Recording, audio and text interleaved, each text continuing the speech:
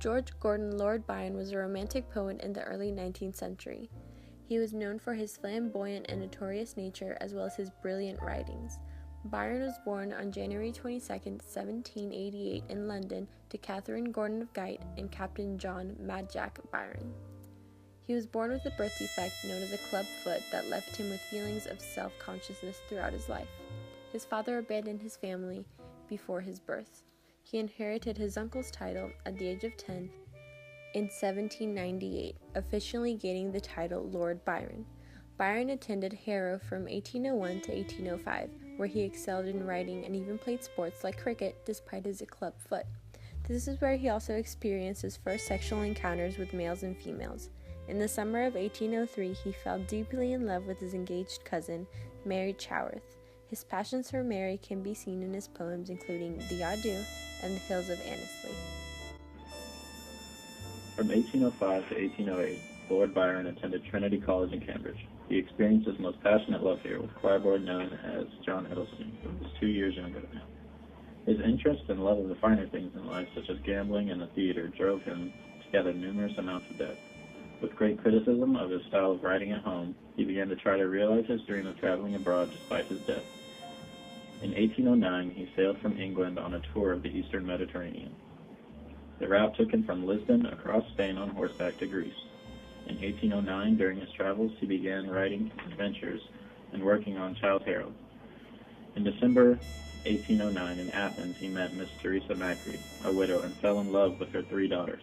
He favored her 12-year-old daughter and referred to her as his Maid of Athens. Whenever he returned from his travels, the death of his mother and the choir boy from Cambridge drove him into a period of mourning, which can be seen in such writing as To Thyra and Thou Art Dead as Young and Fair. In 1813, he began an affair with his half-sister, Augusta, and ended up having a girl with her, named Elizabeth Medora. He did not claim her as he did many of his illegitimate children.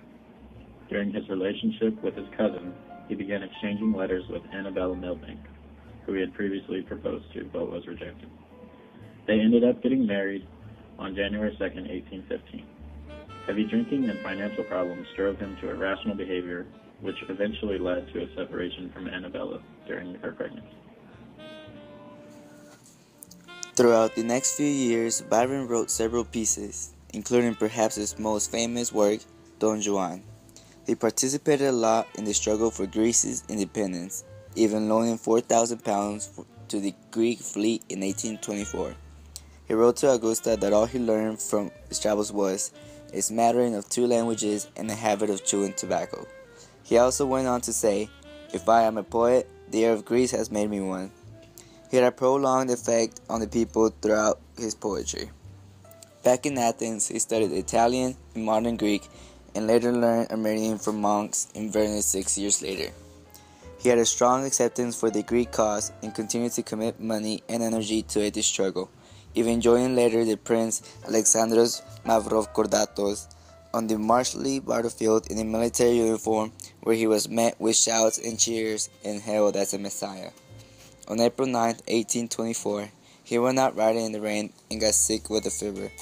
He went to have bleedings, which he neglected, that led to his eventual fall into a coma on Easter Sunday. He died Monday, April 19, 1824. His death proclaimed him a national hero for Greece because it effectively united them in the struggle for independence against the Turkish and Egyptians. His body was returned to England, where he was buried in the family vault. His fame quickly spread throughout Europe and became known as the favorite of the American poets. She Walks in Beauty by Geroge Gordon Lord Byron. She walks in beauty, like the night of cloudless climes and starry skies, and all that's best of dark and bright meet in her aspect and her eyes, thus mellowed to that tender light which heaven to gaudy day denies.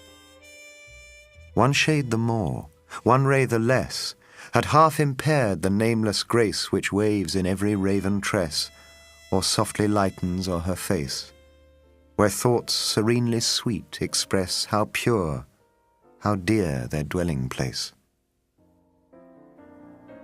And on that cheek, and o'er that brow, so soft, so calm, yet eloquent, the smiles that win, the tints that glow, but tell of days in goodness spent, a mind at peace with all below, a heart whose love is innocent.